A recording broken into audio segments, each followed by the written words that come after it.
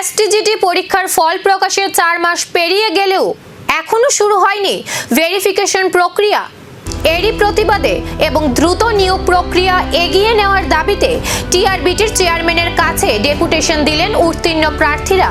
বুধবার প্রার্থীরা টিআরবিটি কার্যালয়ে গিয়ে ভেরিফিকেশন কবে শুরু হবে এবং নিয়োগ প্রক্রিয়ার পরবর্তী ধাপ সম্পর্কে স্পষ্ট সময়সূচি জানার দাবি জানান।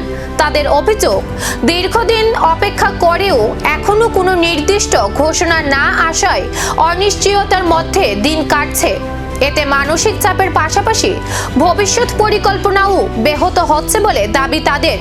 উত্তীর্ণ প্রার্থীদের একটাই আবেদন, অতি সত্বর ভেরিফিকেশন সম্পূর্ণ করে মেধা তালিকা প্রকাশ করা হোক, যাতে নিয়োগ প্রক্রিয়া দ্রুত শেষ হয় এবং যোগ্য প্রার্থীরা কর্মসংস্থানের সুযোগ পান। আমরা আজকে এখানে এসেছিলাম একটা বিষয় নিয়ে, যে বিষয়টা হচ্ছে আমরা selection test for graduate teacher, যেটা টিচার রিক্রুটমেন্ট বোর্ড দ্বারা যেটা আমাদেরকে পরীক্ষা নেওয়া হয়েছিল, কিন্তু পরীক্ষার আমরা দেখা গেছে যে 2022-এ পরীক্ষা নিয়ে একটা সমস্যা হয়েছিল, তারপর এর সাথে রিক্রুট হয়নি।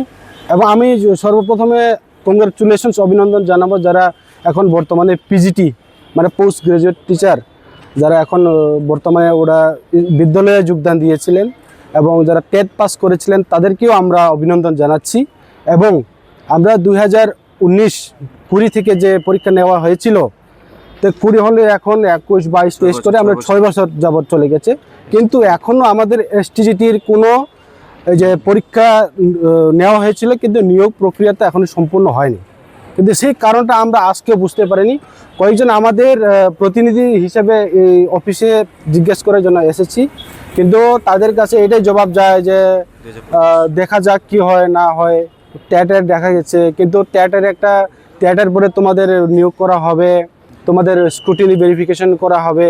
কিন্তু আমাদের যে দেখুন, আমি আগে বলেছি যে পিজিটিদের আমি অনেক ধন্যবাদ জানাচ্ছি, মানে তাদেরকে অনেক অভিনন্দন জানাচ্ছি। ট্যাটদেরকেও। কবে শুরু হবে ভেরিফিকেশন আর কবে প্রকাশ পাবে মেধা তালিকা, এখন সেই উত্তরেই তাকিয়ে হাজারো চাকরি প্রার্থী।